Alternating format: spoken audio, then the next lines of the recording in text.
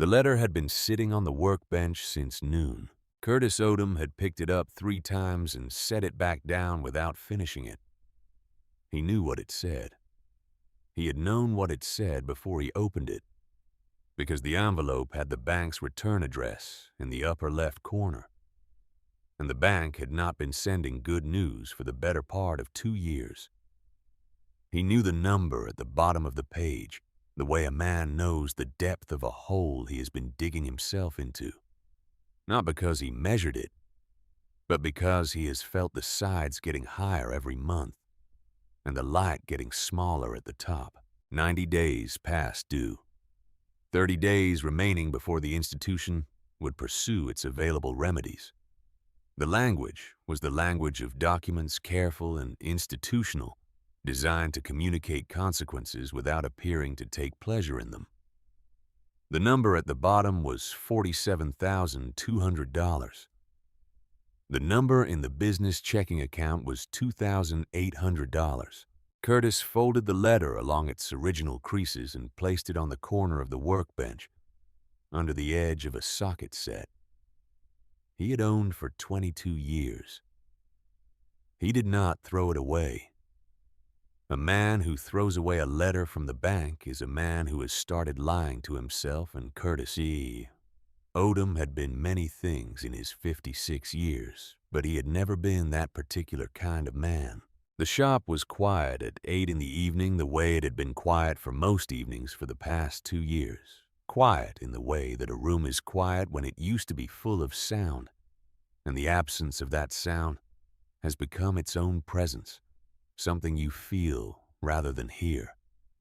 There had been a time not even a decade ago when Odom Motor Works on Trumbull Avenue in Detroit's East Side ran 3 bays simultaneously and employed 4 technicians besides Curtis himself and his father, Franklin, in the years before the stroke. There had been a time when the appointment book was full 2 weeks out, and the phone rang while Curtis was trying to concentrate on something that required both hands and all of his attention. That time had ended the way most endings end, not with a single dramatic moment, but with an accumulation of small changes that each seemed manageable until the day he looked up and understood what they had added up to. The dealerships had gotten better at the things they used to be bad at. The chain operations had gotten faster. The younger riders had different relationships with their machines than the older ones, more transactional, less attached, less likely to seek out the man on the corner lot who had been working on Harleys since before they were born. Detroit had changed around the shop, the way Detroit had been changing for decades. The rhythms of the neighborhood shifting, and the demographics shifting with them. And the customer base that had sustained a modest but honest operation for 54 years, thinning year by year without anyone making a decision to leave. People just left. The last full-time employee had been Reggie Tatum, who had worked for Curtis for 11 years, and who Curtis had let go 7 months ago on a Thursday afternoon that neither of them wanted to have. Reggie had nodded and said he understood, and had come back the following Monday morning and worked the rest of the week without discussion doing the oil changes and the routine maintenance that was still coming in, not accepting payment because he said he had nowhere else he needed to be. He still came by twice a week. Curtis still did not pay him. Neither of them mentioned the arrangement because mentioning it would have required one of them to be grateful out loud. And gratitude out loud between men who have worked beside each other for over a decade can feel like something close to grief. The fluorescent light above Bay 1 flickered the way it had been flickering for 3 months. Curtis had the replacement tube. He had not installed it because installing it would take 20 minutes. And every time he allocated those 20 minutes to the flickering light, something more urgent required the time instead. He had come to think of the flicker as a kind of company, irregular and unreliable, but present marking time in the empty shop, the way a clock marks it in an empty house. He moved through the closing ritual with the efficiency of 3 decades of repetition. Tools returned to their designated positions. The floor of Bay 2 swept, and the sweepings collected into the metal dustbin that had sat in the same corner since his father bought it at a hardware store going out of business sale in 1988. The hydraulic fluid on the lift in Bay 3 checked and found adequate. The air compressor drained of moisture. The side door checked and found secured. He paused at the workbench and looked at the socket set sitting on top of the letter. His father had bought that socket set at a pawn shop on Graciot Avenue in 1979. Franklin Odom had driven across town on a Tuesday morning because someone had told him the pawn shop had received a snap-on set that a man was selling because he needed rent money faster than he needed quality tools. Franklin had paid $42 for it, which in 1979 was not a small amount for a man running a two-bay operation on a corner lot in Detroit's East Side, with a young wife and a 4-year-old son named Curtis, who liked to sit on an overturned bucket and watch his father work. Curtis could still locate without looking every socket in that set. By feel alone, he had learned to identify them by weight and diameter the way a musician learns the feel of strings in the dark. He stood there and looked at the letter under the edge of the socket set and thought about his father. Franklin Odom had opened this shop in 1971 with $3,000 borrowed from his Uncle Clement and a reputation for honest work that had been building since he was 17 years old, doing jobs out of the garage behind his mother's house on the East Side. He had opened it with the specific faith of a black man in 1971 Detroit who understood that the city was offering something a manufacturing economy that had not yet fully collapsed a working class that still believed that skilled hands could build a secure life and that if a man positioned himself correctly and worked without compromise, he could claim a piece of that offering for himself and for his children. He had been right about that for a long time. He had been right about it long enough for the shop to become a landmark, long enough for Curtis to grow up underneath its hydraulic lifts and inherit not just the business, but the belief that had built it. Long enough for the belief to become something Curtis held not as a choice, but as a fact about the world. The way you hold the facts, your father teaches you before you have the experience to test them. The testing had taken a long time. The results were on the workbench under the socket set. Curtis looked up at the photograph. It hung on the wall above the workbench where it had hung for as long as he could remember. A black and white photograph in a plain wooden frame that his mother had bought at a 5 and dime and painted black because she thought it looked more professional. The photograph showed the front of Odom Motor Works on the day of its opening in 1971. The sign above the bay doors was freshly painted, and the letters were sharp. And the man standing in front of the open bay with one hand resting on the doorframe and his face turned slightly away from the camera as though he had just been called by someone outside.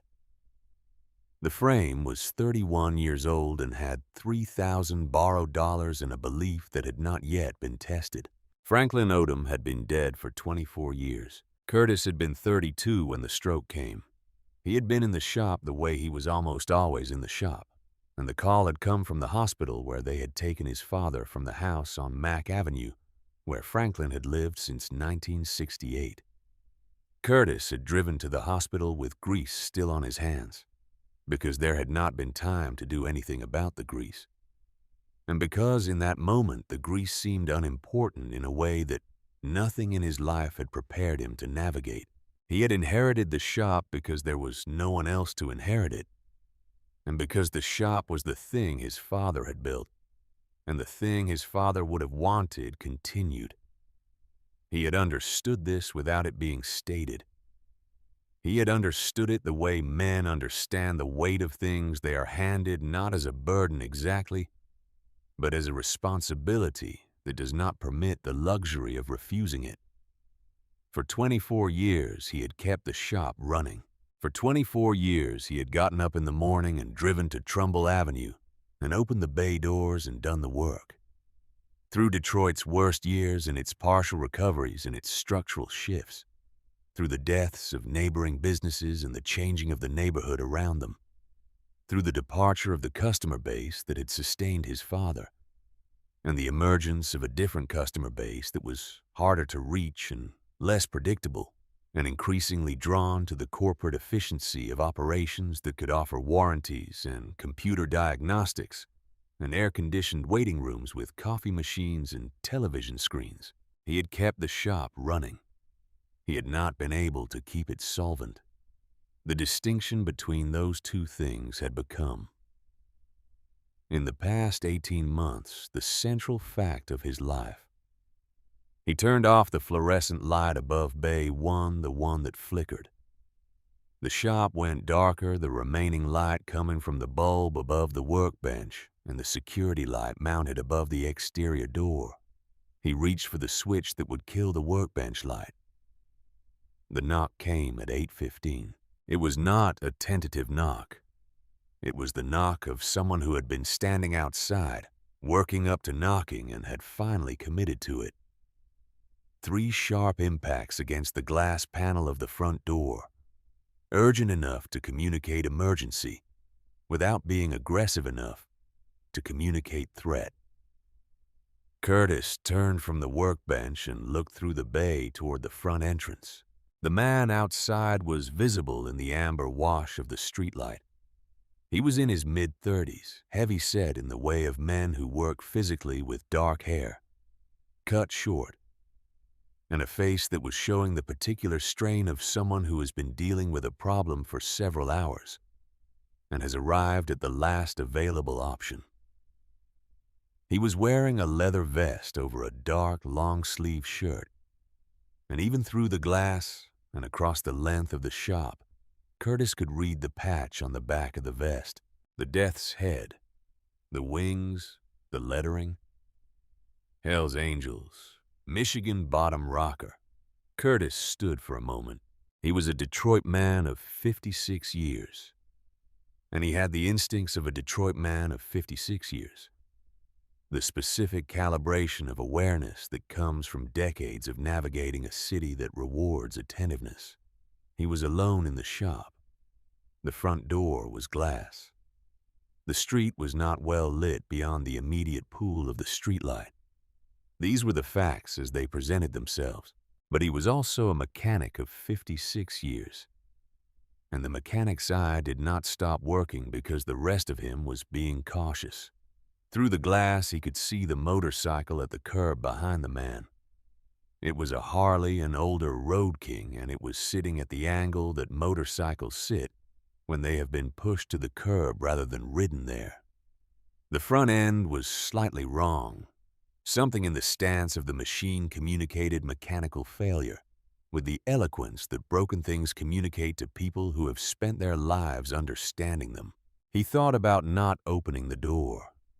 He thought about it for approximately 4 seconds, which was enough time to complete the thought and to understand its shape and to recognize what it said about him and to decide he was not that man on this particular night, even if he had every practical reason to be. He crossed the shop and opened the door. The cold came in first. October in Detroit had a specific quality of cold that came off the river and settled into the streets at night, damp and penetrating, the kind that found the gap between a collar and a neck and stayed there. The man at the door looked like he had been standing in it for a while. Curtis looked at him. Then he looked past him at the motorcycle. Transmission, he said. The way a doctor states a diagnosis, not a question. The man looked slightly surprised that the assessment had come before any other word. He said yes. Said it had started grinding on the freeway outside Dearborn, and he had managed to limp it off the exit and coast to the curb outside this shop because the lights were still on inside and he could see someone moving around. Said the transmission had been making a noise he should have paid attention to for the past 2 weeks, and that he had not paid attention to it because he had been busy with other things. Curtis asked him where he was headed. Ann Arbor, the man said, 200 miles in the other direction from where he had started, because he had ridden down to Detroit for the day and had been planning to be home by 9. Curtis looked at the motorcycle again, looked at the man, looked at the vest. What was in Detroit, he asked. The man was quiet for a beat. Then he said the chapter had organized a toy run, annual collection for the Children's Hospital. They had met in Dearborn that morning and ridden in together and done the collection and the delivery and then ridden back. Said the chapter had raised $20,000 for sick kids this year. Said he had pledged $400 on top of his contribution to the collection, his last $400, until his next paycheck on Wednesday. Because the kids in that ward needed it more than he needed it in his wallet for 4 days. He said this without performance, as a fact, not as a plea. The way men state things they are not ashamed of, but also not interested in making into more than they are. Curtis heard it the way he heard things he recognized. He had been in that ward once, not as a patient. His nephew Marcus had been in that ward for 6 weeks in 2014, and Curtis had sat in the hallway outside the room 3 times a week for those 6 weeks. And he knew what that ward looked like, and he knew what the families in the hallway looked like, and he knew what the children's faces looked like when someone brought something into that room that was not a medical procedure. He looked at the man in the vest. He said his name, and the man said Dex Moran, Hells Angels, Michigan. Curtis opened the door the rest of the way and stepped back. He said, "Push the bike in. Any man who helps children rides free in this shop. That is not something I decided tonight. That is something my father decided for me before I was old enough to decide anything." Dex Moran looked at him for a moment. Then he went to the bike. It took both of them to push the Road King through the front entrance and across the concrete floor of Bay 1, the transmission grinding in a way that left no ambiguity about the diagnosis. The sound of metal on metal in a system that was no longer moving the way it was designed to move. A sound that Curtis had been hearing in various forms for his entire professional life. A sound that his hands and ears could read the way other men read words on a page. He got the bike up on the lift and spent 15 minutes with a flashlight doing the diagnostic work that would tell him what he already mostly knew. The transmission casing was intact, but the internal components had failed in a way that required full disassembly and rebuild. He inventoried the parts he had in stock against the parts he needed, and found that he could do most of the job. With what was on the shelves, which meant the timeline was a function of labor rather than ordering. He told Dex what he was looking at, told him the scope and the time. Dex said nothing for a moment. Then he asked what he could do to help. Curtis said he could hand tools when asked and stay out of the way when not. Dex Moran nodded and took up a position on the stool near the back wall of the bay, the stool that Reggie used when he was waiting for something to finish and didn't want to hover. He sat the way men sit when they are settling in for something that is going to take time. Weight forward, elbows on knees, watching. Curtis went to work. He had been doing transmission work for 34 years, and his hands moved through the initial stages of disassembly with the specific economy of a man who has done a thing so many times that his body knows the sequence before his mind has finished forming the intention. Socket to bolt torque applied in the right direction. Component removed and set aside in the order that would allow reassembly without confusion. He worked clean the way his father had taught him to work, each piece placed with purpose. The bay floor around him organized rather than accumulated. Dex watched. After a while, he started talking. Not filling silence the way nervous people fill silence, but the way men talk when they are in a space that invites honesty. The shop at night having that quality, the particular intimacy of a working environment. After hours, the fluorescent hum and the smell of metal and oil creating a room within the room where normal conversational guards went down a little. He talked about the chapter, about what outsiders got wrong about Hell's Angels, which was most things the gap between the reputation built by news coverage across 50 years and the actual texture of a group of men who rode together and looked after each other and organized toy runs and did charity work and maintained a code about loyalty and debt, and never forgetting what someone had done for you that was in its essence not so different from the codes that working men in any community built for themselves. He talked about the toy run, about the kids in the ward, and the way the faces of the parents changed when the chapter rode in with the donations. The specific relief on those faces. The particular gratitude of people who have been fighting something with insufficient resources and suddenly find that help has arrived from a direction they did not expect. Curtis listened while he worked. He did not talk much in return. He was not a man who talked much while he was working, had never been. It was something Bev had noted in the early years of their marriage, the way he went quiet when his hands were occupied, as though his verbal capacity and his mechanical capacity drew from the same reserve. And you could not have both at full strength simultaneously.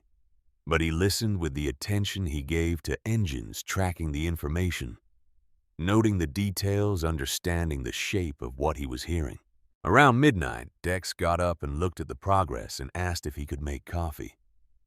Curtis told him where the machine was and where the coffee was, and Dex made coffee and brought him a cup without asking how he took it, which was black, which was how Curtis always took it, which Dex had either guessed or observed. They worked through the small hours in a rhythm that developed without being discussed. Dex handing tools when he could anticipate what was needed, asking questions about the work that were the questions of someone with genuine mechanical curiosity, rather than the questions of someone making conversation.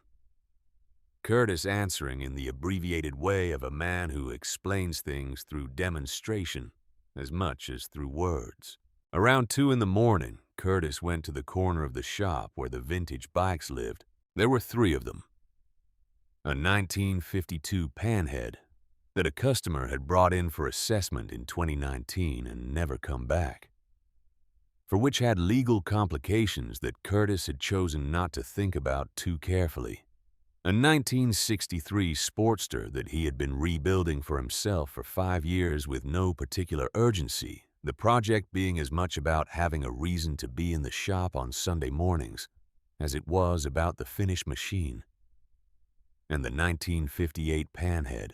The 1958 Panhead had been there since the beginning. Not since the beginning of Curtis's tenure, but since the beginning of the shop itself. Franklin Odom had ridden it to the opening of Odom Motor Works on a morning in June of 1971, had parked it against the wall of Bay 1, and had never moved it to a permanent position, because that first position against the wall of Bay 1 had become permanent by accumulation, rather than decision. Customers had asked about it for decades. Collectors had made offers. Curtis himself had entertained the idea of selling it during particularly difficult financial stretches, had gone as far as getting an appraisal twice, and had both times put the appraisal in a drawer and not looked at it again. The Panhead was not for sale because the Panhead was not merchandise. It was punctuation. It was the thing that said, this shop was here before you arrived, and will be here when you leave, the physical assertion of continuity in a neighborhood where continuity was not guaranteed. Curtis was going to the corner to retrieve a specific tool from the cabinet, mounted on the wall behind the 1958 Ace spanner that he kept there, because it was too long for the main tool chest, and the cabinet behind the vintage bikes was the only place it fit without inconvenience. He reached past the 1958 to open the cabinet door. His arm caught the handlebar. The motorcycle shifted on its stand, not dramatically, not enough to fall, but enough to move. And something moved with it. Something that had been resting against the inside of the frame between the primary case and the engine in the narrow channel created by the geometry of the machine. A place where something small and flat could rest undisturbed for years without anyone who was not looking for it having any reason to know it was there. The thing fell. It hit the concrete with a sound that was not the sound of metal or plastic. It was the sound of paper. Dense paper folded multiple times, something that had weight, but not the weight of hardware.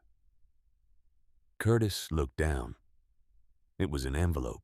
It was a standard business envelope, the kind that had been available at every stationery shop in America for 100 years. But it was old, in the way that paper gets old, when it has been kept in a specific place for a long time. The corners softened, the white of it gone to the particular ivory that is the color of paper. The light does not reach. It was held closed by a length of leather lacing, the kind that came from a saddle or a piece of tack, wrapped twice around the envelope and knotted in the specific way that Franklin Odom knotted everything. He tied a knot that Curtis recognized the way a person recognizes their parents' handwriting as a fact about the world, before it is understood as a specific message. On the front of the envelope in his father's handwriting was one word: Curtis. He stood there for a moment in the corner of the shop, with the sound of the fluorescent lights above him, and the smell of oil and metal around him, and the spanner he had come to retrieve, still uncollected, from the cabinet. He picked up the envelope. He turned it over in his hands. The leather lacing was stiff and required patience to untie, which was itself a thing his father would have intended, Franklin having been a man who believed that things worth having were worth the extra 30 seconds. Curtis worked the knot loose with the same deliberate care he applied to a fastener that was stuck and could be damaged by force. He opened the envelope. Inside were 3 sheets of paper folded together.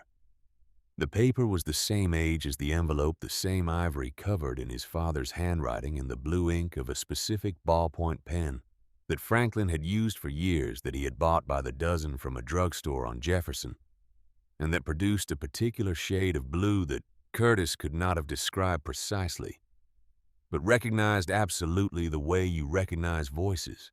He read it the way you read something you did not know existed and have suddenly been given, which is carefully and without hurry going back over phrases to make sure you have understood them.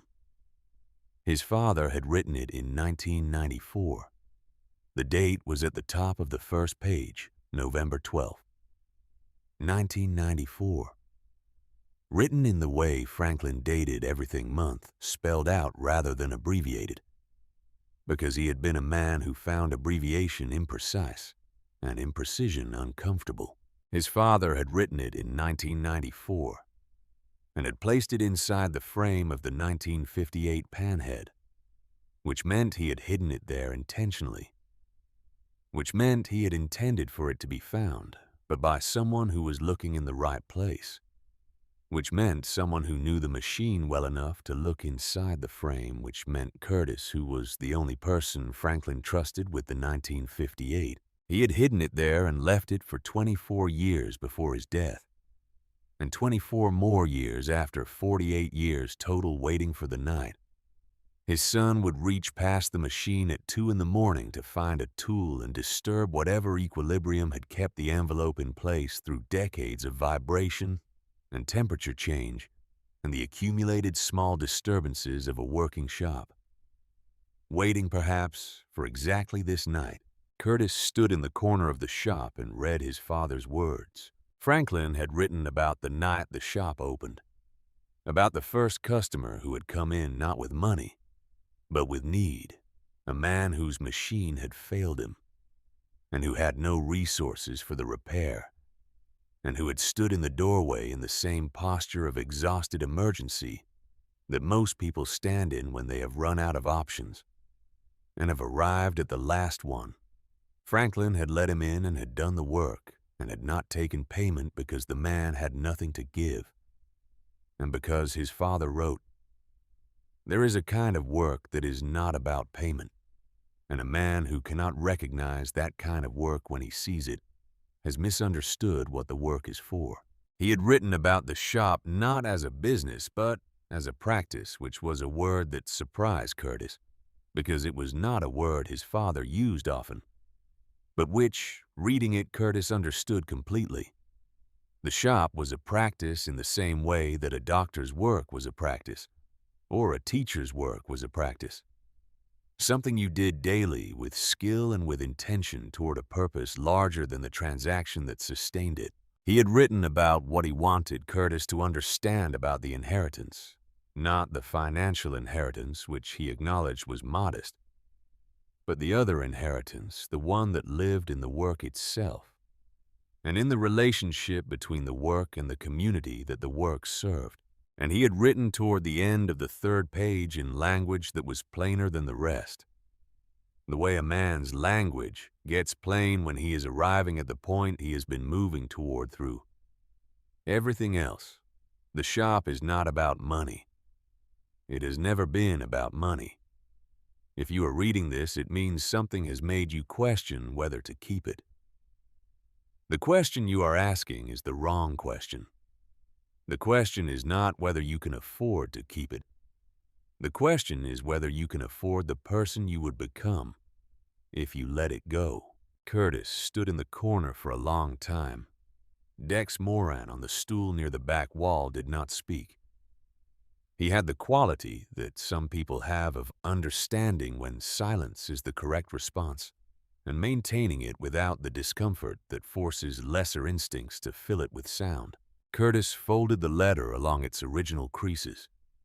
He put it back in the envelope. He tied the leather lacing in the knot that was his father's knot, rather than his own, working it until it was close enough to be a continuation of what had been there before. He put the envelope in the breast pocket of his work shirt against his chest. He picked up the spanner. He went back to the Road King. He worked through the remaining hours of the night with a quality of focus that was different from the focus he had brought to the earlier part of the work. Not more intense, but more settled. The kind of focus that comes when the noise in a man's head has resolved into something quieter, and what remains is the work itself, which has always been there and has always been sufficient. Dex handed tools, drank a second cup of coffee, asked 2 questions about the transmission rebuild that were genuine mechanical questions, and received answers that were genuine mechanical answers. By 3:30, the internal components had been rebuilt and tested, and the casing reassembled. By 4, the transmission was reinstalled, and the systems connected, and the fluid at proper level. By 4:15, Curtis was running diagnostics that confirmed the repair was clean. He brought the Road King off the lift at 4:20. Dex Moran walked around it the way you walk around something you love, that you thought might be permanently broken, checking it with hands and eyes, testing the controls, listening to Curtis's brief account of what he had done and what he had found, and what it would need in the next 6 months to stay right. Then he looked at Curtis. He said he did not know how to properly express what he wanted to express, which was a thing that men of a certain type found difficult, and that Dex, to his credit, was not pretending was easy. He said he was going to send payment by the end of the week, and that was not negotiable. Curtis said no payment was necessary or expected. Dex said he understood what Curtis was saying, and he was saying it back. Hell's Angels did not take charity, and Hell's Angels did not leave debts unpaid. And what had happened here tonight was not a transaction. But it was also not something that would be left unacknowledged. He said this the way a man states a commitment, rather than the way a man makes a promise. The difference being that a commitment is already done and a promise is still pending. He said one more thing before he put on his helmet. He said he had been around a lot of people who talked about having a code, and not many who had one. He said the difference was visible to anyone who knew what to look for, and he had been looking for it for a long time. He said Curtis's father, whoever he had been, had taught his son something that most people did not get taught. Curtis did not respond to this directly. He opened the bay door, and the October air came in with the smell of the river, and the particular smell of Detroit at 5 in the morning, which was the smell of a city that had been through a great deal and was still there regardless. Dex Moran walked the road, King out through the bay door and onto Trumbull Avenue and threw a leg over it and started the engine. The sound of the rebuilt transmission was clean in the night air, no grinding, no hesitation. The sound of a machine that had been restored to what it was designed to be. He did not say goodbye. He raised one hand as he pulled away, a gesture that was not exactly a wave and not exactly a salute, but contained elements of both the kind of gesture that carries meaning without requiring interpretation. Curtis watched the tail light diminish down Trumbull Avenue until it turned south and disappeared. He stood in the open bay door for a moment in the cold. Then he went inside and closed the bay door and turned off the lights and locked the front entrance and walked to his truck in the small parking area beside the shop. He sat in the truck for a moment before starting it. He put his hand on the breast pocket of his work shirt against the letter. $2,800 in the account. 30 days. He started the truck.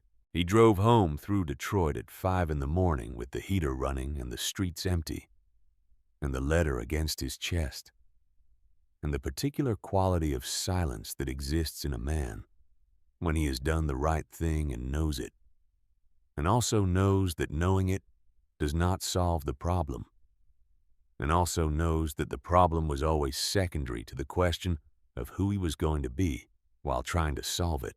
Bev was awake when he got in. She was not surprised that he was coming home at 5 in the morning, because she was married to a mechanic and had been for 28 years, and she understood that machines did not fail on convenient schedules, and that the man she had married was not constitutionally capable of leaving a solvable problem unsolved behind a locked door.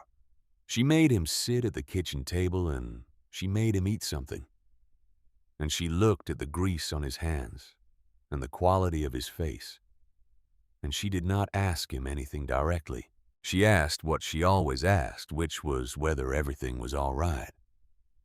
He thought about the letter in his breast pocket. He thought about 30 days and $2,800, and the question his father had left him, which was not whether he could afford to keep the shop, but whether he could afford the person he would become if he let it go. He said yes, that everything was all right. She looked at him the way Bev looked at him when she knew there was more to what he was saying than what he was saying, which was the look she had been giving him for 28 years, and which he had never found a way to be less transparent to. She did not push. She refilled his coffee and sat across from him at the kitchen table in the 5 o'clock dark, and they sat together in the way that people sit who have been married long enough to be comfortable in silence. And outside the window, the city was beginning its slow return from night, the first pale differentiation of sky from building that preceded the actual light. By 20 minutes, the suggestion of morning before morning arrived. Curtis put his hand on the breast pocket one more time. His father had hidden the letter in 1994, and it had waited 31 years in the dark inside the frame of the machine that had been there since the beginning. He was going to open the shop in 4 hours. The phone rang at 7:43 Monday morning.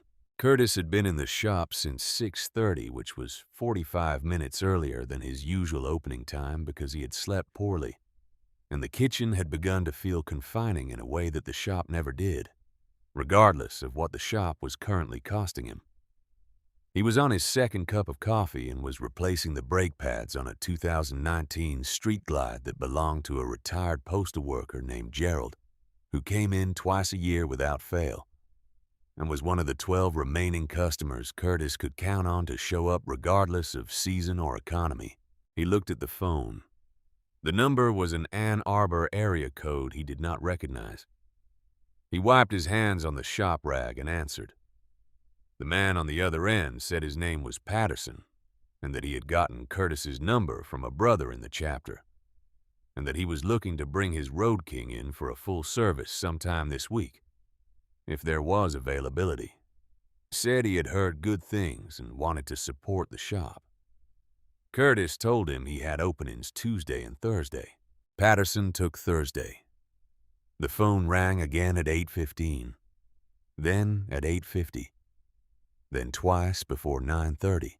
By noon, Curtis had received 11 calls and had filled every available slot in his appointment book through the following Friday, which had not happened since the summer of 2018 when he had taken on a restoration project for a collector in Grosse Pointe that had brought 3 referrals with it. He stood at the workbench and looked at the appointment book. The names were mostly unfamiliar. The area codes were spread across Michigan and into Ohio and Indiana.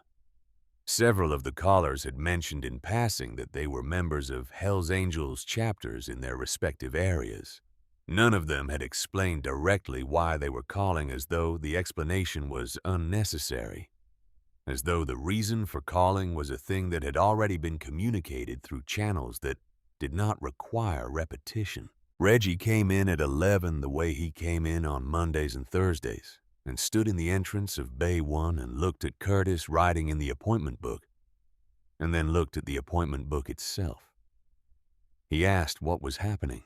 Curtis told him about Friday night, about Dex Moran and the Road King and the transmission rebuild that had run until 4 in the morning. He told it plainly, the way he told things, without drama, and without editorializing the facts in the order they had occurred. Reggie listened. When Curtis was finished, Reggie said nothing for a moment. Then he pulled out his phone and read Curtis something from an online forum that Reggie had apparently been reading since early that morning, having seen a notification come through an account he maintained for keeping up with motorcycle community news. The post had been written by someone identified as the president of Hells Angels Michigan chapter. Reggie read it aloud, standing in Bay 1 with his phone in one hand and his coffee in the other, his voice carrying the particular flatness of a man reading something he is still processing. The post described a black mechanic in Detroit who had reopened his shop on a Friday night for a brother who was stranded and broke, who had worked through the night without payment and without complaint, and who had refused payment when it was offered, because the stranded brother had spent his last money helping sick children, and because the post quoted directly any man who helps children rides free in my shop. The post said this was what the code looked like when someone actually lived it, rather than just claiming it. It included the name and address of Odom Motor Works. It asked every Hells Angels member and associate, and any rider who valued the things the organization valued, to consider making this shop their first call for motorcycle service. Reggie lowered his phone. Curtis stood at the workbench.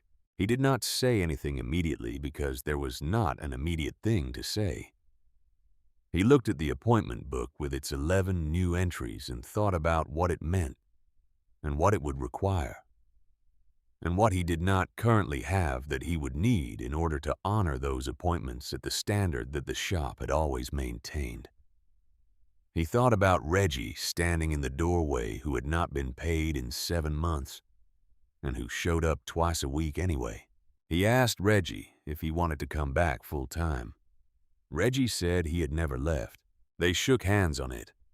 Curtis said he would get the paperwork sorted by end of week and that the first paycheck would have some back pay folded into it. Not everything not yet, but something because some of what had not been paid was a debt. And Curtis Odom paid his debts. Reggie said they could discuss the specifics later, and got himself a refill of coffee and went to the Street Glide in Bay 2 and finished the brake job that Curtis had started. Because there was work to do, and standing around discussing it was not the way either of them was built. The phone rang again at 12:40. Wade Pruitt arrived at 2:15. Curtis had not met Wade Pruitt before, but he recognized the type before the man was through the door, which was not a judgment exactly, but an observation. The product of 56 years of reading people through the filter of what they wanted and what they were prepared to offer for it. Pruitt was in his early 50s, trim and well-maintained, wearing a jacket that cost more than most of the tools in Curtis's shop, and carrying himself with the particular ease of a man who spent his professional life in rooms where he held most of the cards. He introduced himself with his full name and his title, Regional Director, and the name of the dealership group, which was the largest Harley-Davidson dealer network in Michigan, with 8 locations and a service center in Novi that employed 22 technicians and ran 3 shifts. Curtis knew the operation. Everyone in the Detroit motorcycle business knew the operation, the way everyone in a small pond knows the larger organisms that share the water. Pruitt said he had been aware of Odom Motor Works for some time, and that he had a great deal of respect for what Curtis had built and maintained here. He said this in the practiced way of a man who says it to everyone and means it in the limited sense that he actually does respect the operational persistence of independent shops, while also understanding that persistence and viability were not the same thing, and that the gap between them was where his opportunity lived. He produced a document from the interior pocket of his jacket. He placed it on the workbench between them. He said the offer had been prepared by his group's legal team and represented fair market value for the property, the business goodwill, and the existing equipment inventory, with a 60-day transition period during which Curtis could assist with customer communication and referral to the Novi Service Center. He said the number was real and represented what the group was prepared to pay, not an opening position, but a final one, because his experience was that drawn-out negotiations served neither party, and he preferred to put his best offer forward at the outset. Curtis looked at the document without picking it up. The number was $310,000. He did not react to the number, because he had learned a long time ago not to react to numbers in front of people who were watching for reactions, and also because his internal reaction to the number was complicated enough that no single expression would have accurately represented it. The number was real. The number was more than he had expected. The number was enough to pay the bank and retire the debt, and have something left enough to reduce the constant low-frequency pressure that had been running in the background of every day for the past 2 years. The number was also a door closing. Pruitt said he understood that this kind of decision was not made quickly, and that he was not asking for an answer today.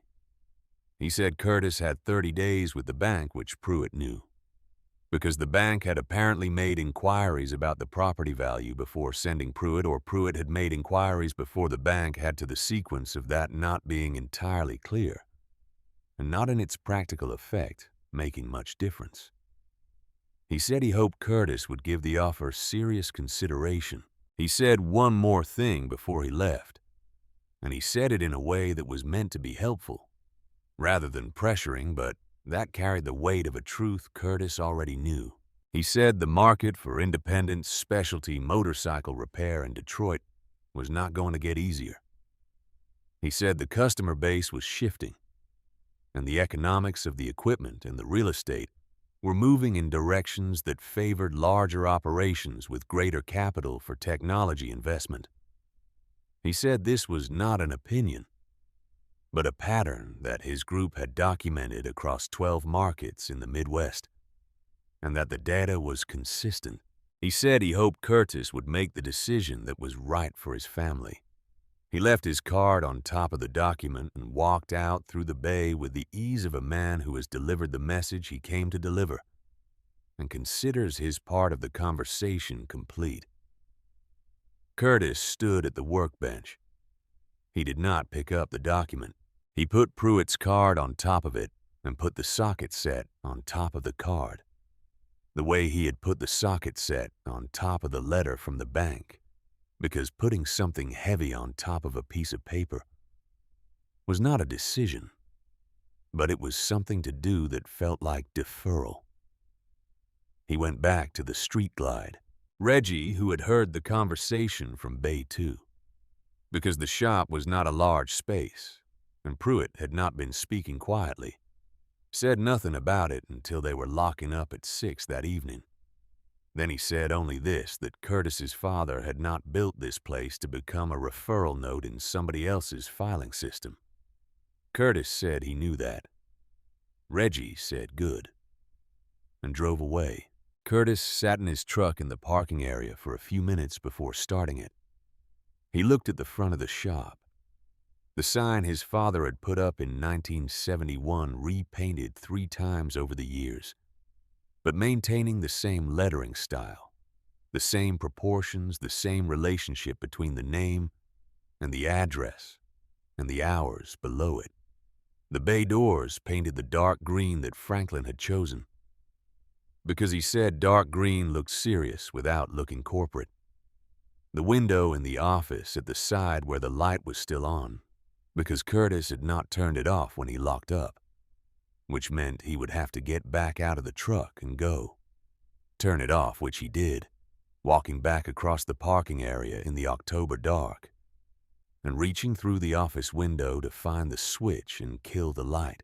While he was standing there with his arm through the window, he could see the workbench. The Pruitt document was still there. The socket set was still on top of it. Next to it, where he had been working through the early morning, the 1958 panhead stood against the wall of the bay, the way it had always stood, unchanged by any of the things that had changed around it. He went home. Bev was in the kitchen when he came in, and dinner was on the stove, and the particular quality of the kitchen in the evening, the warmth and the smell of food, and the sound of the radio on low that Bev always kept playing when she cooked, was the quality that had made coming home to this kitchen the best part of 30 days a month for 28 years. She could read him the way she always read him. She did not ask about his day immediately. She let him eat.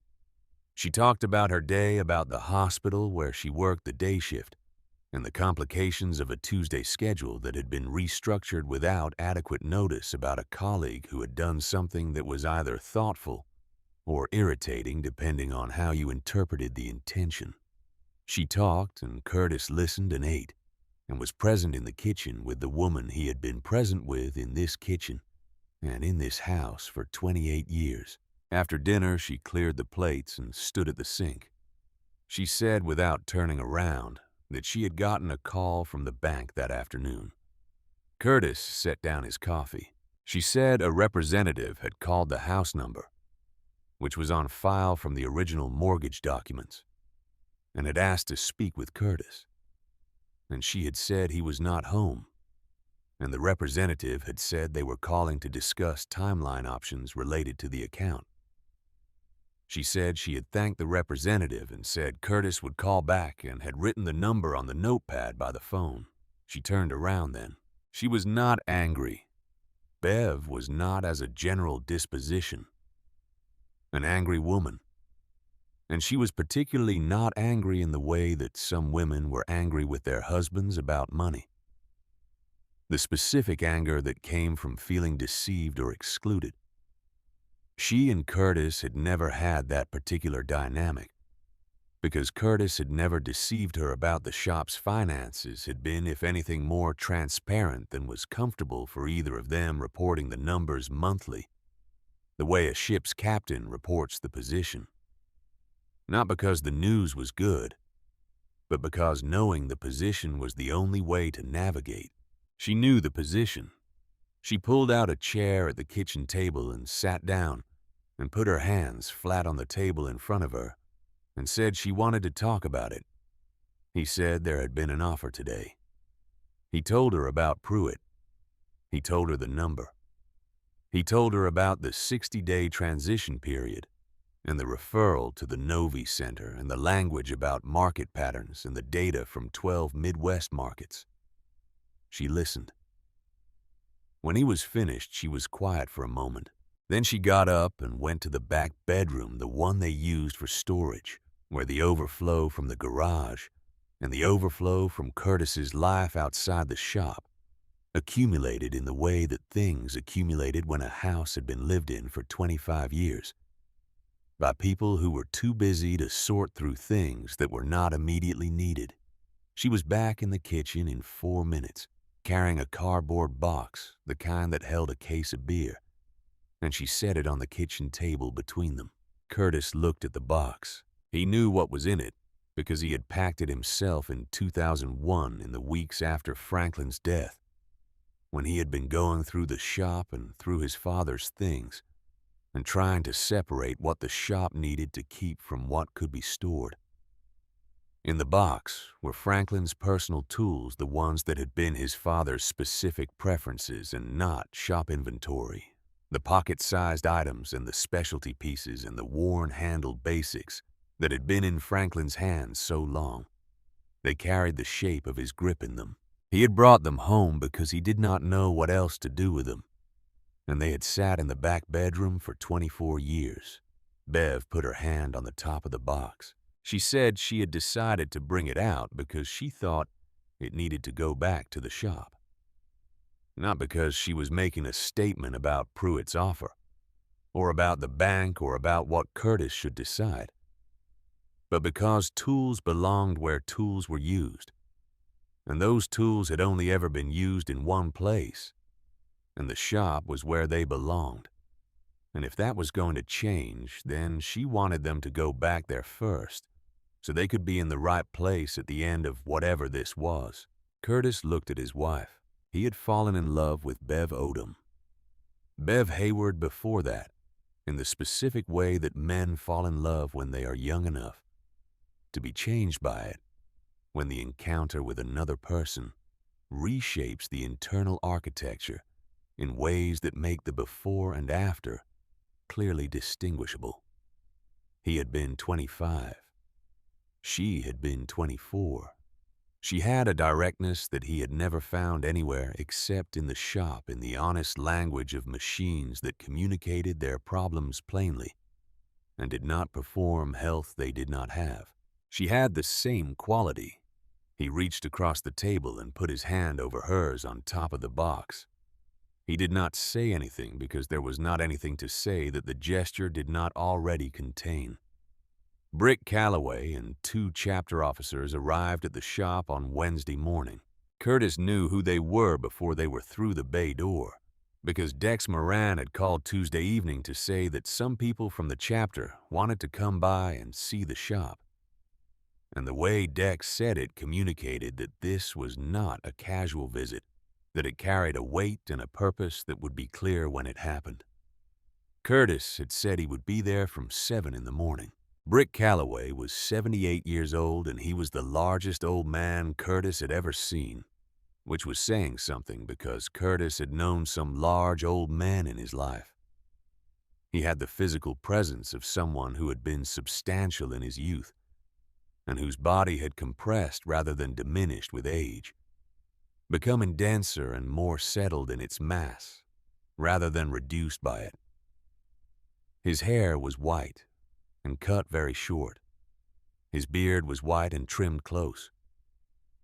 He moved with the deliberateness of a man whose joints registered his years, but whose will did not each step considered and placed with the care of someone who had decided that his body's limitations were not going to determine his pace.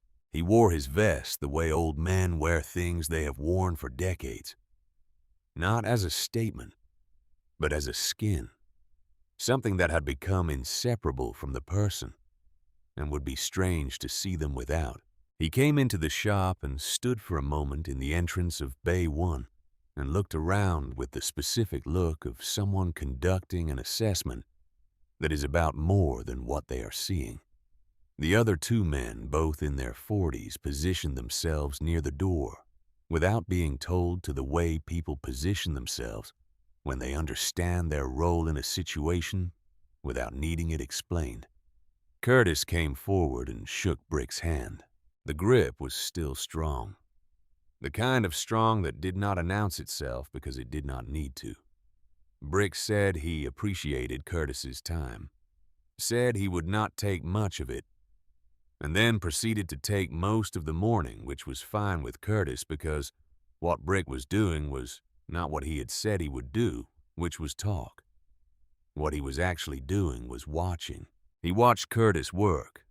He sat on the stool near the back wall, the same stool Dex had occupied on Friday night, and he watched Curtis go through the morning's appointments, which included a full service on a 2017 Fat Boy and a carburetor rebuild on an older Sportster whose owner had driven up from Toledo, specifically because of the Forum Post, and who was, as a result, receiving the same level of work he would have received from any other customer, which was the only level Curtis provided.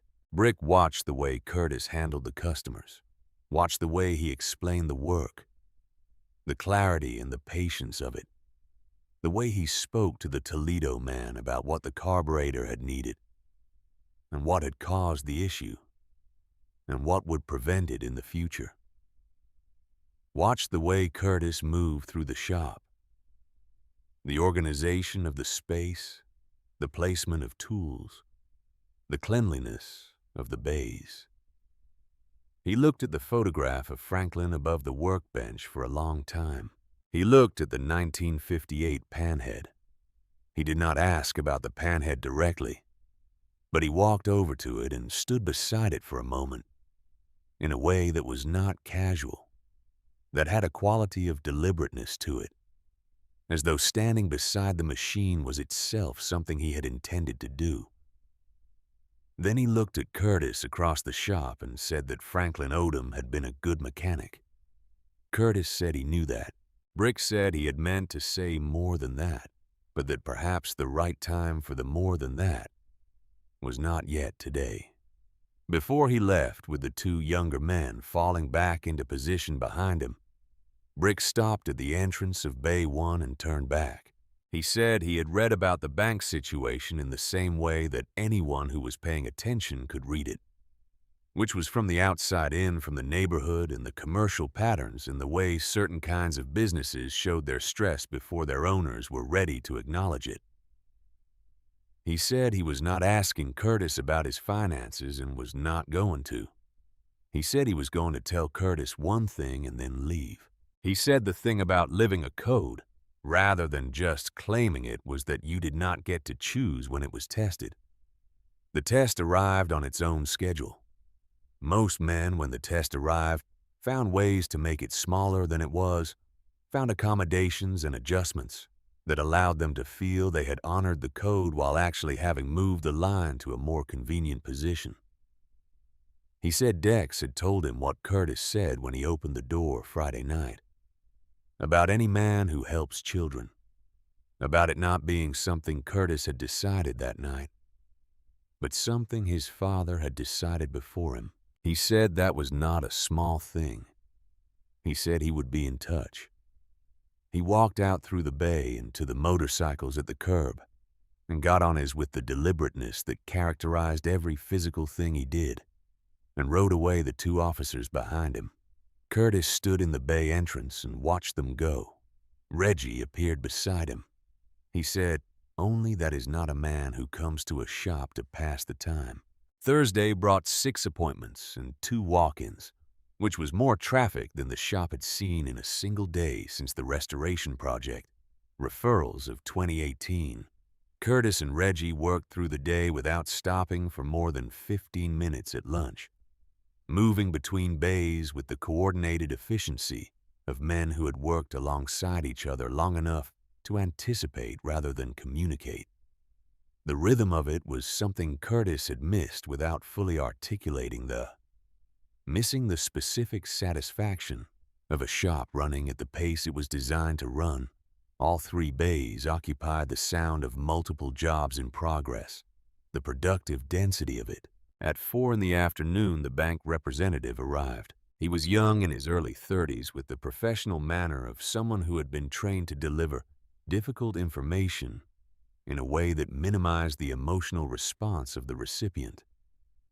He had the specific politeness of institutional inevitability, the courtesy of a system that understood it was not personal, while also understanding that personal was the only register in which the people on the receiving end could experience it. Wade Pruitt came in 5 minutes later. Curtis had not known Pruitt was coming, but seeing him walk in behind the bank representative, he understood that he should not have been surprised. The two men knew each other with the ease of people who have had enough interactions to have developed a shorthand which told Curtis something about the sequence of contacts that had preceded this visit. The bank representative laid out the situation with the efficiency of someone who had laid it out many times and had refined the presentation to its essential elements. The account was past due. The remaining window was running. The institution had an obligation to its own processes and could not, regardless of recent positive revenue indicators, extend indefinitely. He acknowledged the increased appointment volume and said it was noted in the file, but that the gap between current revenue and the outstanding balance remained significant. Pruitt said nothing during this presentation. He sat in the chair near the office door with the document he had brought Monday still in his interior pocket, presumably, and waited. The bank representative finished. The room was quiet. Curtis looked at the man from the bank. He looked at Pruitt. He looked out through the office window into Bay 1, where the fat Bob he had been working on sat on the lift, half reassembled, waiting for him to come back. He looked at the document on the corner of the workbench under the socket set, where it had been sitting since Monday. He reached over and picked it up. He looked at the number for a moment, not because he had forgotten it, but because he wanted to look at it directly, to let it be exactly the number it was, without softening or inflating it. $310,000. Real money. Enough. He set it back down on the workbench. He put the socket set back on top of it. He looked at Pruitt. He said no. One word, the way certain things can only be said in the single syllable that contains the whole of what needs to be communicated and does not benefit from additional language around it. Pruitt looked at him. Something moved in Pruitt's expression. Something that was not entirely the response of a man who has lost a negotiation. Something that was slightly more complicated than that. He had been in enough of these conversations to recognize the specific quality of a no that was the product of a decision made at a level below the financial, and this was that quality. He nodded once. He said he understood, and Curtis believed that he did in the limited but genuine way that a man with different priorities could understand a man with different ones. Pruitt stood and put out his hand, and Curtis shook it. Then Pruitt left, which was the correct thing to do at that point, and which he did without unnecessary words. The bank representative looked at Curtis. Curtis told him he appreciated the clarity of the presentation, and that he intended to honor the obligation, and that he was requesting the maximum extension available under the institution's existing policies, given the documented improvement in revenue over the past week. He said he would have specific financial projections to the representative's office by end of week, and that the projections would reflect the new appointment structure and the increased customer volume in a way that he believed would support the extension request. The bank representative said he would note the request in the file and that a response would come within 72 hours. He left. Curtis stood in the office alone. He had just said no to $310,000. He had 30 days, maybe 60 if the extension came through, and no guarantee that the appointment volume of the past 4 days would sustain or grow into the kind of revenue the debt required. He had made a bet on something that was not a certainty, that was, in fact, the opposite of a certainty, that was a possibility at best and a hope at worst. And he had made it in front of a banker and a representative of the largest dealership group in Michigan, which meant he had made it in front of people who could not be persuaded that it had not been made. He went back to Bay 1. He went back to the Fat Bob on the lift. He picked up the tool he needed, and he finished the job he had been in the middle of. At 5:45, his phone rang. He almost did not answer it because the day had been long and his hands were full. And the phone rang from the workbench where he had set it down an hour ago. But he stepped to the workbench and looked at the screen. Ann Arbor area code. He answered. Brick Calloway's voice was exactly the same on the phone as it was in person. Carrying the same weight, operating at the same frequency, unmodified by the medium. He said only Saturday. 9 in the morning. Be at your shop. Curtis said he would be there. Brick said, good. And the line was quiet. Curtis held the phone for a moment after the call ended, looking at the bay around him, at the Fat Bob on the lift, at Reggie wiping down his tools across the bay, at the 1958 Panhead, in its corner at the photograph of Franklin above the workbench. He put the phone in his pocket. He had said no to the offer. He had requested the extension. He had made the bet. He did not know what Saturday morning would bring. He had an instruction which was to be present, and he had given his word to follow it. And giving his word to follow it was the only part of Saturday morning that was currently within his control. He went back to the Fat Bob. He worked until 7, which was later than he usually stayed on a Thursday. And when he left, he locked up carefully and walked to his truck and sat for a moment in the parking area. The way he had been sitting for a moment in parking areas this week. Not because he was avoiding going home, but because the transition from the shop to everything outside the shop required a moment to accomplish cleanly. He looked at the front of the building.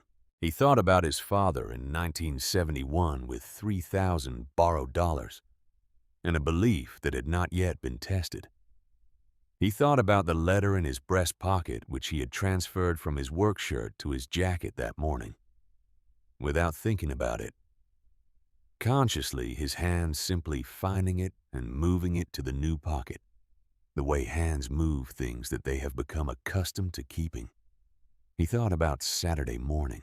He started the truck and drove home through the Detroit evening, the city doing what the city did in the early dark of late October, carrying its history in its buildings and its streets, the history of industry and collapse and persistence, the history of people who had stayed when the easier thing was leaving, who had built when the easier thing was going somewhere already built, who had passed things to their children. Not because the things were certain to survive, but because the act of passing them was itself the point. He drove home. Bev had dinner on. He washed his hands and sat down and ate and told her about the day. And she listened, and when he told her about Pruitt and the bank representative and the one word he had said, she did not respond with the immediate reassurance that some people reached for in those moments. The reflexive affirmation that told the speaker what they wanted to hear. She sat with it for a moment the way she sat with important things. And then she said that she had known what he was going to do before he did it, and that she hoped he had known it too. He said he thought he had. She refilled his coffee. Outside, Detroit settled into its Thursday night ordinary and continuous. The city that had absorbed so much and continued regardless. And inside the house on Mack Avenue, Two people who had been building something together for 28 years sat at a kitchen table and drank their coffee and did not need to say anything else about what had happened or what was coming, because some things are settled in the way they are decided and do not require additional language to be real. Curtis arrived at the shop at 8:45 Saturday morning. He had slept better than he expected to, which was either a sign that he had made peace with whatever Saturday was going to bring, or a sign that his body had simply run out of the capacity for productive anxiety and had defaulted to rest as the only remaining option. He was not sure which of those interpretations was more accurate and decided it did not matter, because the result was the same either way, which was that he had woken at 6, feeling more rested than he had on any morning of the preceding week.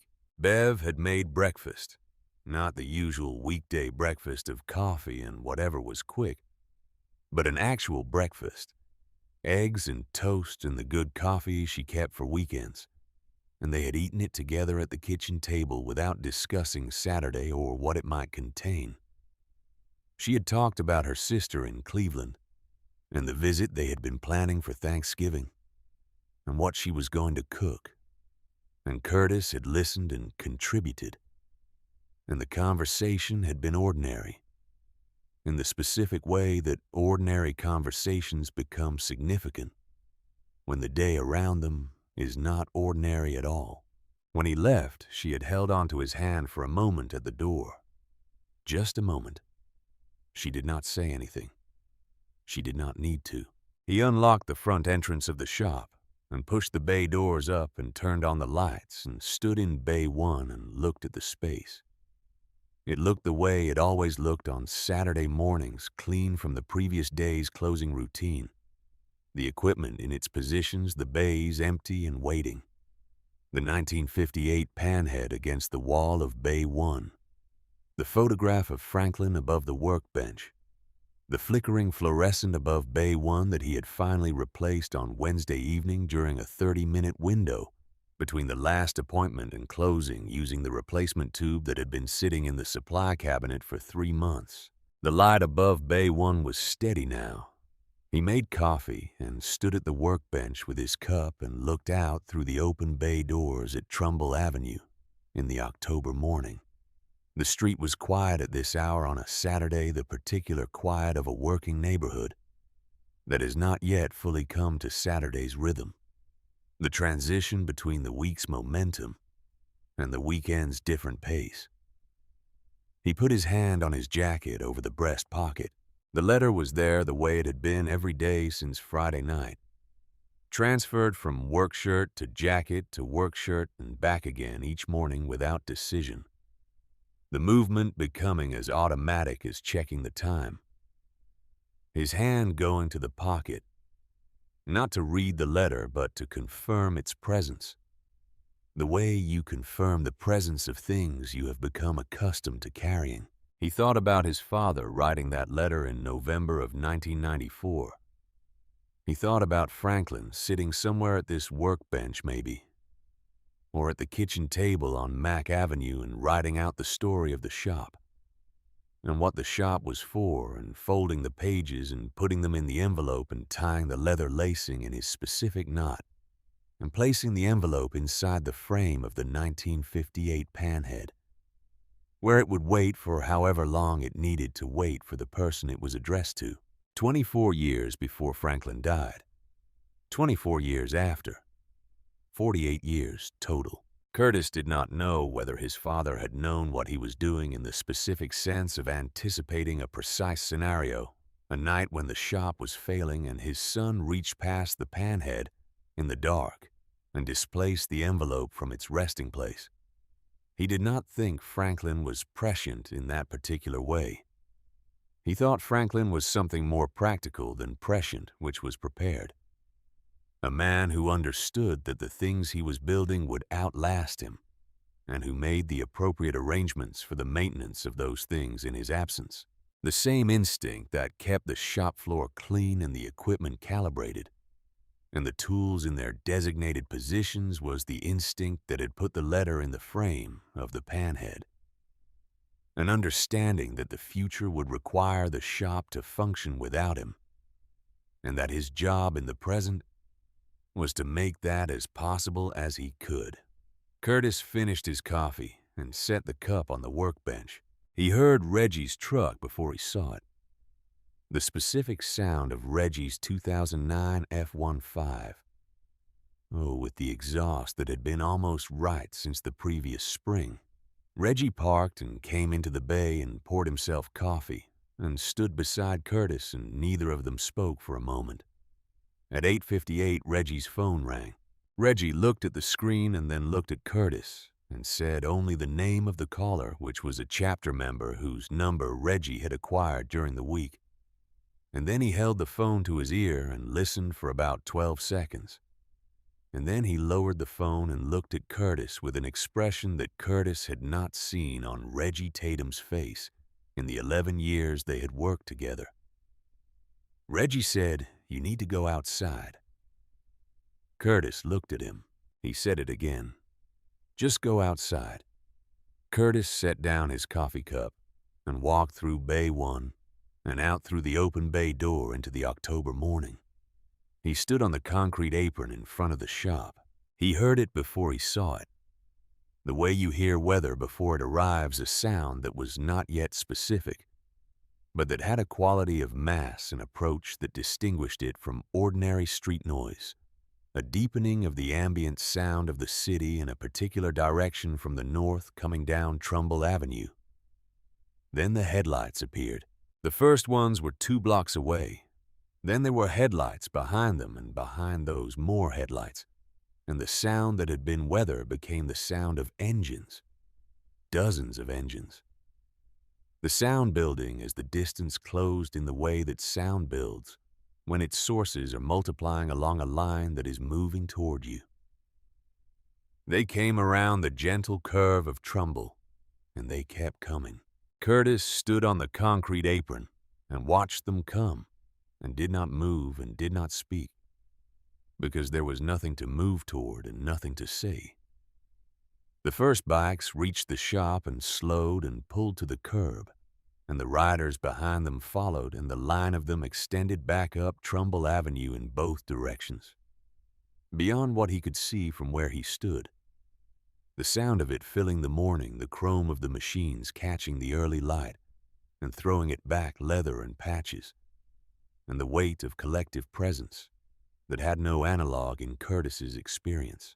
Michigan, Ohio, Indiana, Illinois, Wisconsin. The rockers on the vests told the geography of it, the reach of whatever had been communicated through the chapter networks in the days since Dex Moran had made his phone call from Ann Arbor on a Friday night. People came out of their houses. Mrs. Garrett from the greenhouse 2 doors north opened her front door and stood in the doorway with her housecoat still on. The Whitfield brothers, who ran the auto parts store on the corner, appeared in their doorway and looked at the street. Children appeared on porches and sidewalks with the specific alertness of children encountering something that does not fit existing categories. The whole block of Trumbull Avenue had stopped being an ordinary Saturday morning and had become something else. Dex Moran came through the crowd and stood in front of Curtis. He said he was sorry he could not be there earlier in the week, and that he had heard about the bank meeting and the offer and what Curtis had said, and that the chapter had also heard, and that this was the response to all of it combined, which was not exactly how it had been planned, but was perhaps how it was supposed to go. Curtis looked at the street. He looked at the motorcycles lining both curbs for as far as he could see, and the riders standing beside them and along the sidewalk. The specific presence of them, the numbers of them. He did not have a word for what he was looking at, and he did not try to find one. Some things do not need to be named to be understood. Reggie appeared beside him. He said nothing. He stood beside Curtis the way he had been standing beside him for 11 years, at a slight angle, and one step back, present without requiring acknowledgement. Brick Calloway came through the crowd. He moved through it the way he moved through everything, with the deliberateness of a man who decided where he was going before he started moving and then went there without adjustment. And the crowd made room for him not because of his size, though his size was part of it, but because of the specific quality of authority that old men carry when they have spent their lives earning it through the right means. He came to stand in front of Curtis. They looked at each other for a moment. Brick said he had something to say, and that he was going to say it out here in front of everyone because it needed to be said in front of everyone and not in a back room or a private conversation. He produced a photograph. It was a color photograph, older. The colors having shifted the way color photographs shift over 30 years. The whites going slightly warm. The darks becoming a little denser. The size of a standard print, the kind that came from a drugstore photo counter when drugstore photo counters still existed. It showed two men standing in front of the bay doors of Odom Motor Works. The bay doors were the same bay doors that stood open behind Curtis at this moment, painted the same dark green, the same sign above them. The photograph had been taken in daylight, and the light was the light of early evening, long and angled. One of the men in the photograph was Franklin Odom. He was 54 years old in the photograph, which Curtis calculated without difficulty, because he knew his father's birth year, and the photograph was clearly from 1994, the date Brick had written in the letter. Franklin was wearing his work shirt and his work apron, and he was standing with his weight slightly forward in the way he always stood when he was in the shop. The posture of a man whose body was most comfortable in proximity to work. He was not looking at the camera. He was looking at the other man with an expression that was not quite smiling, but was in the register of satisfaction, the expression of a man who has completed something that needed doing. The other man was Brick Calloway, 47 years old in the photograph, which put him 31 years younger than he was this morning on Trumbull Avenue. He was in his vest, the same style of vest he wore now, though not the same vest, and he was holding a motorcycle helmet in one hand and looking at the camera with an expression that was in the register of gratitude, the expression of a man who has received something he could not have provided for himself, and who understands the weight of that. Curtis held the photograph. He understood looking at it what Brick had meant on Wednesday when he said that the right time for the more than that had not yet come. He had been carrying this photograph through the week, waiting for the morning when it would be part of a larger telling, when it could land in the context that gave it its full weight. Brick began to speak. His voice carried without effort across the crowd, that had gone quiet in the way that crowds go quiet when someone with authority begins to speak. Not silence imposed from outside, but silence generated from within by the collective understanding that something worth hearing is beginning. He said he was going to tell them about a November night in 1994. He had been 47 years old and a road captain with the Michigan chapter, and he had been riding back to Ann Arbor from a run that had taken him through the southern part of the state. And he had been pushing later than he should have been, because he had stopped to help someone with a flat tire outside Monroe. And the flat tire had taken longer than a flat tire should have taken, because the equipment the man had was inadequate for the job, and Brick had used his own tools. By the time he passed through Detroit, it was past 9 in the evening, and the temperature had dropped further than the forecast had indicated, and his transmission, which he had known was not entirely right for the past 3 weeks, chose that particular stretch of Trumbull Avenue to communicate that not entirely right had become genuinely wrong. He had coasted to the curb in front of a shop whose lights were still on. He had sat on the curb beside his machine and considered his options, which were not numerous. He had no money for a tow and limited money for repair, and was a considerable distance from anyone who could come to him, and it was getting colder. The man inside the shop had seen him through the window. He had not immediately come out. Brick said he had watched the shadow of the man moving inside the shop and had understood that the man was deciding something the way you understand from a distance when a decision is being made. And then the bay door had opened, and the man had come out. He had been 54 years old, and he had a work apron on and grease on his hands from whatever he had been doing. And he had looked at Brick and looked at the motorcycle and said nothing for a moment. Then he had said, "Transmission." Not a question. A statement of fact from a man who had been looking at broken machines long enough to read them at a distance. Brick said yes. The man had said, "Get it inside." Brick had said he did not have much money.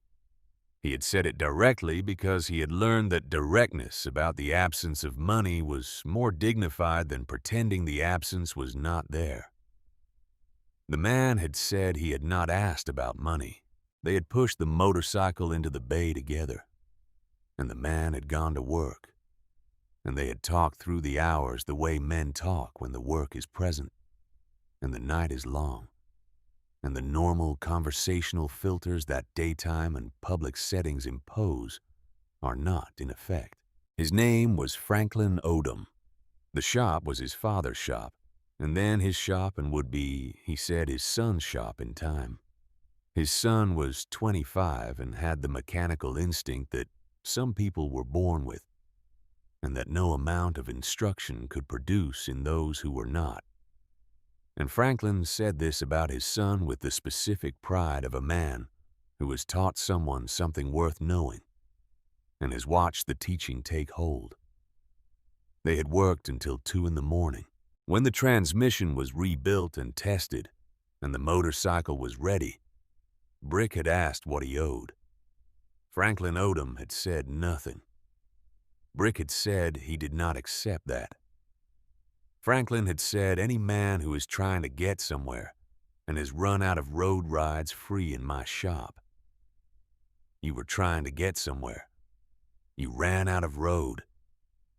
We are square. Brick had said he did not know how to respond to that.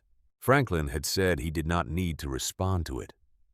He needed to get home before the temperature dropped further, and to come back when he had a job that required payment and pay for that one. Brick had gotten on the motorcycle and started the engine, the rebuilt transmission clean and correct in the cold air of the Detroit night. He had looked back at Franklin Odom standing in the bay door. He had said, "I will not forget this." Franklin had nodded once and gone inside. Brick paused in the telling. The crowd on Trumbull Avenue was very quiet. The sound of the city continued behind and around the quiet, the distant sound of a Saturday morning in Detroit. But within the specific space of this block, the quiet held. He said that he had come back with payment for the transmission work which Franklin had taken, because that was the arrangement, that he had referred people to the shop over the years quietly and without making a production of it, because the debt of the night in 1994 was not the kind of debt that was settled by a single payment, but the kind that was honored through ongoing acknowledgement. He said he had watched the shop from a distance in recent years, the way you watch something that matters to you when direct involvement is not invited, and that he had seen the trajectory that the economics were producing and had understood what that trajectory meant. He said that when Dex Moran had called him from outside Ann Arbor on a Friday night 2 weeks ago and described a black mechanic in Detroit who had opened his bay door and said that any man who helps children rides free in this shop, Brick, had sat in his chair for a long time without moving. He said that he had known immediately who the mechanic was, not because he had been monitoring the shop, but because there was only one shop on Trumbull Avenue that had a bay door. and only one man who would have learned that specific sentence from someone who had lived it, and only one family in his experience that had a code deep enough to have passed it intact from a father to a son, across 24 years of the son running the shop alone. He said the rest of the chapter had heard the story, and the chapter had voted, and the vote had not taken long. Curtis was still holding the photograph. He was holding it with both hands now. Not because it required two hands, but because having two hands on it felt like the right relationship to what it contained. His father at 54, which was 2 years younger than Curtis was now. The expression of a man who had completed something. The expression of a man who had just given something away and was satisfied with the giving. Brick turned from the crowd and looked directly at Curtis. He said that Odom Motor Works was now the official Hells Angels repair facility for the Midwest region, that the chapter had committed to a facility investment of $150,000 for equipment upgrades and bay expansion, that a prepayment program was in place with over 1,000 members across 5 states that would provide guaranteed monthly revenue of $40,000 beginning immediately, that the chapter's business attorneys had been in contact with the bank and that the outstanding balance would be addressed. He said these things plainly without theater, the way you state logistics that have already been arranged, because the decision has already been made, and the stating is only for the purpose of clarity. Then he said one more thing. He said, Franklin Odom fixed my motorcycle in 1994 because he believed that a man who was trying to get somewhere deserved help getting there. His son fixed Dex Moran's motorcycle 31 years later because he had learned the same thing from his father and lived it the same way without calculation and without asking what he would get in return. The chapter does not forget. We have never forgotten. This is what remembering looks like. The crowd was still quiet. Then it was not. The sound that came from 500 men on Trumbull Avenue on a Saturday morning in October was not a sound Curtis had heard before, the specific sound of collective affirmation from that number of people in that proximity, and it moved through his chest, the way sound at sufficient volume moves through the body, physically below the threshold of the emotional response. That was also happening, the two things simultaneous and distinct, and both entirely real. He stood there and let it happen. Reggie put a hand on his shoulder for a moment, and then took it away because Reggie understood the correct duration of that kind of gesture. Dex Moran came to stand beside him and said nothing because nothing was the right thing. After a while, the crowd began the organized movement of a gathering that has concluded its central purpose and is transitioning to the social reality of 500 people occupying a city block on a Saturday morning. The riders talking among themselves and with the neighbors who had come out to watch and with the Whitfield brothers who had brought out folding chairs from the auto parts store and were talking to a group of Ohio chapter members about something that seemed to involve both motorcycles and football with equal passion. Curtis walked back into the shop. He stood in Bay 1. He looked at the photograph in his hands. He looked at the photograph of Franklin above the workbench. He looked at the 1958 panhead in the corner. He thought about 1994. His father, 54 years old, and working in this bay on a November night, and a 47-year-old biker with a failed transmission sitting on the curb outside, and Franklin looking through the window and deciding. The same decision Curtis had made 2 weeks ago on a Friday night at 8:15, and the same decision in the sense that it was made from the same source, the same understanding of what the work was for and who it was for, and why the distinction between those who could pay for it and those who could not was not the organizing principle of a shop like this one. His father had known that Brick Calloway would not forget, not because Franklin was calculating the return, he was not a man who calculated returns, but because he was a man who understood human nature in the specific way of people who have spent their lives in service, who have learned that kindness received at a moment of genuine need leaves a mark that is not sentimental but structural, that becomes part of how the recipient understands what is possible between people, and that understanding tends to express itself when the opportunity arrives. Franklin had not planned for Saturday morning on Trumbull Avenue. He had simply been the kind of man who made Saturday morning on Trumbull Avenue possible. Curtis reached into his jacket and took out the envelope. He untied the leather lace in his father's knot and opened the envelope and unfolded the 3 sheets of paper and read the last paragraph again. The shop is not about money. It has never been about money. If you are reading this, it means something has made you question whether to keep it. The question you are asking is the wrong question. The question is not whether you can afford to keep it. The question is whether you can afford the person you would become if you let it go. He folded the pages carefully and put them back in the envelope and tied the leather lacing in his father's knot as close to the original as his hands could produce. He crossed to the 1958 panhead.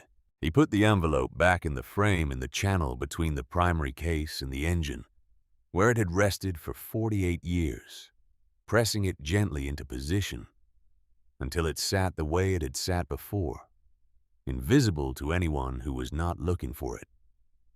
Preserved in the dark interior of the machine his father had ridden to the opening of this shop in 1971. He left it there. Some things were meant to stay where they were. Brick appeared in the bay entrance. He came in and stood beside Curtis, and they both looked at the panhead for a moment. Curtis asked him if he had known the motorcycle was in here when he stood beside it on Wednesday. Brick said he had suspected. He said Franklin had told him about the panhead on the night in 1994, had described it the way a man describes something that carries meaning with a specificity that went beyond the mechanical, had said it was the machine that had brought him to the shop on the first day, and that it would stay until the last day, and that some things you keep not because of what they are worth, but because of what they mean. He said he had stood beside the panhead on Wednesday because he wanted to be near something. Franklin had built his understanding around the same impulse that brings people to the places where people they loved did the things that defined them. Curtis said he understood that. They stood together in Bay 1, and the sound of the Saturday morning continued outside the voices of 500 people on a block of Detroit that was having an unusual morning, the engines occasionally starting and idling as riders repositioned their machines. The ordinary, remarkable sound of the city going about its life around something that was not ordinary at all. Brick said the investment and the revenue structure would be formalized through the chapter's attorneys in the following week, and that the bank communication had been handled, and that Curtis would receive the paperwork before the end of the month. He said this without ceremony because the logistics were not the point. The logistics were the mechanism of the point which had already been made. He said one more thing. He said that he had carried the photograph for 31 years and had taken it out many times and looked at it and thought about the man who was not him in it, and what that man had understood about the world that Brick had spent 3 decades trying to understand as clearly. He said he thought Curtis should have the photograph. He held it out. Curtis took it.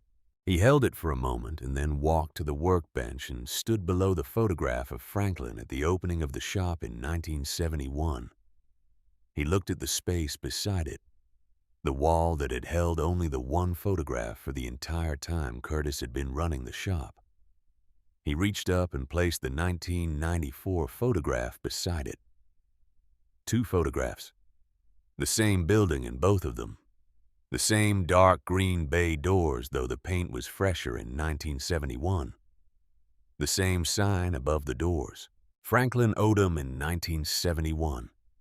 31 years old, with a borrowed stake and a belief not yet tested.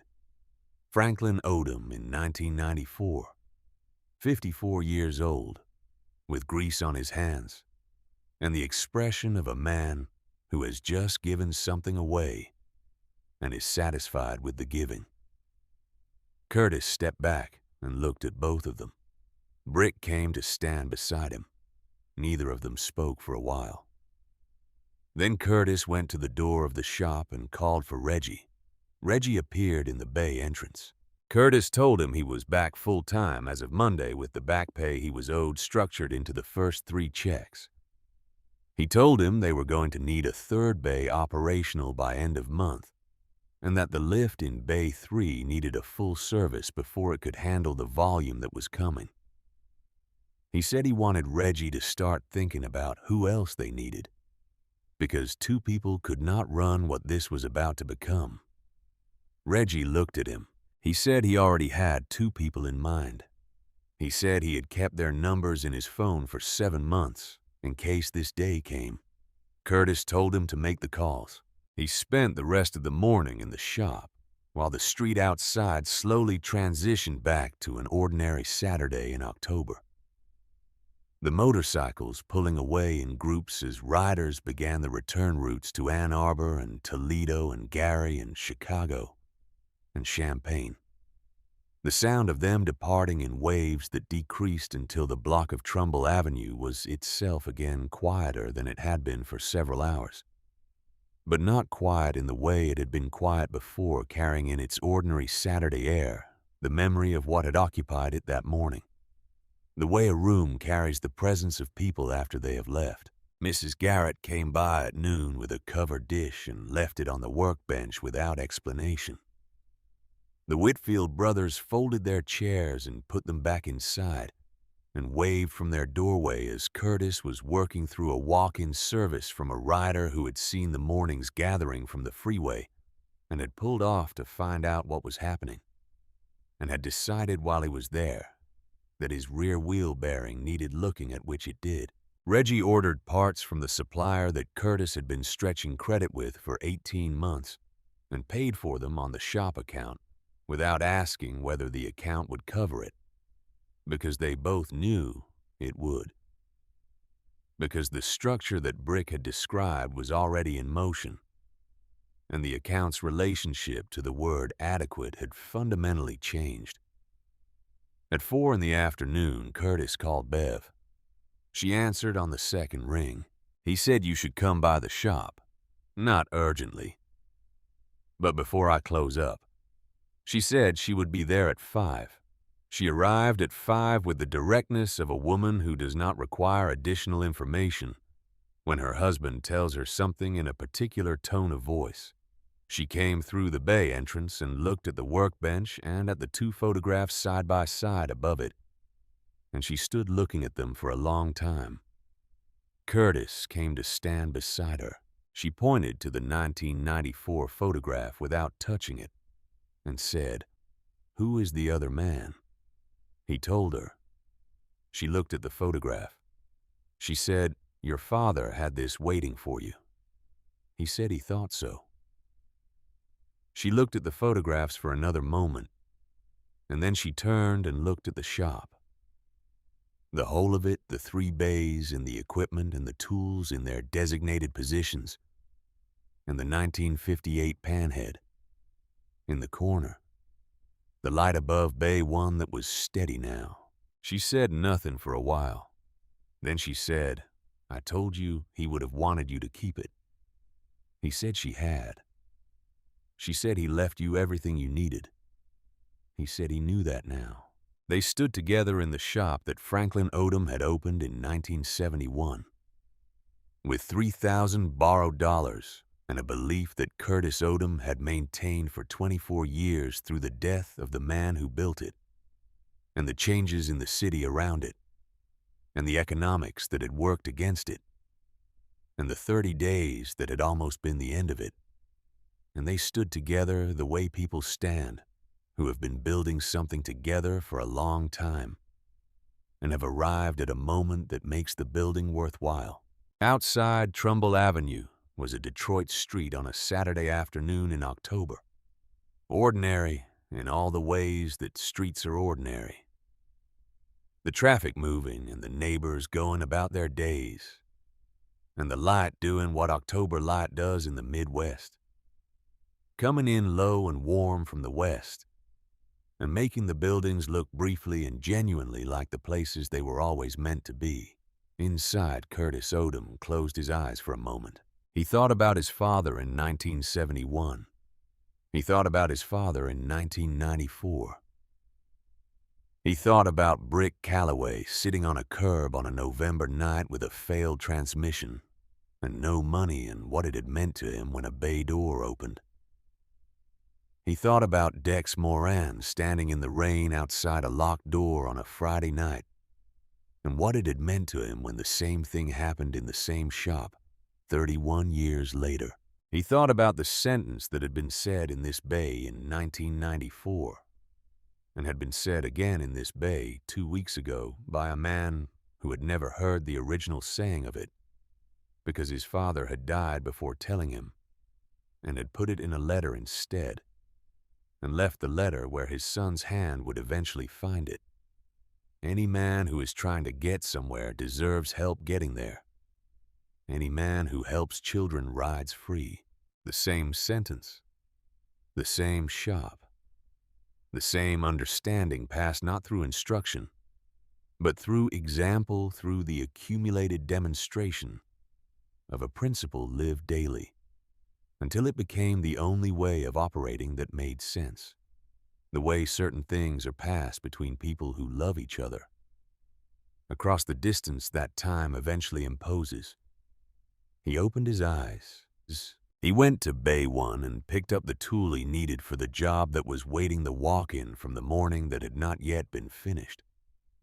The rear wheel bearing that had made itself known to a rider on a freeway who had looked over and seen 500 motorcycles on a Detroit street and pulled off to investigate and stayed because the shop was open and the work needed doing. He worked until 7.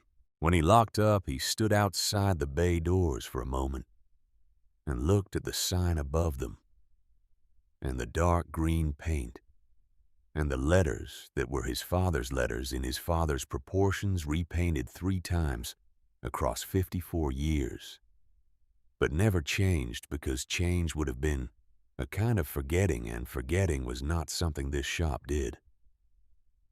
He looked at the sign for a long time. Then he turned and walked to his truck. He did not look back. He had learned that from his father, too. The specific confidence of a man who locks up his shop at the end of a day's work and does not look back, because looking back implies uncertainty about whether what is behind you will still be there. And a man who has built something worth building and knows why he built it does not carry that particular uncertainty. The shop would be there in the morning. It would be there because it had always been there. Because his father had built it to be there. Because Brick Calloway had not forgotten 1994. Because Dex Moran had needed a transmission rebuilt on a Friday night and had found a bay door that opened. Because Reggie Tatum had kept 2 phone numbers in his pocket for 7 months against the possibility of a day like today. Because Bev had carried a box of tools from the back bedroom and set it on the kitchen table without saying anything that needed to be said. Because Curtis Odom had pushed a socket set across a letter and had not thrown the letter away. Because the work was the work, and the work was what it had always been. Honest hands and fair prices, and the understanding that some things were not about money and never had been, and that a man who lost sight of that distinction had misunderstood not just the work, but himself. He drove home through Detroit. He drove through the East Side and past the hospital where Bev worked, and past the school where he had gone as a child, and past the corner where his Uncle Clement had run a barbershop for 30 years before the building was sold for development. And the city was the city still here, still carrying its history in its buildings and its streets, still populated by the people who had stayed when the easier thing was leaving. He pulled into the driveway on Mack Avenue. The kitchen light was on. He went inside,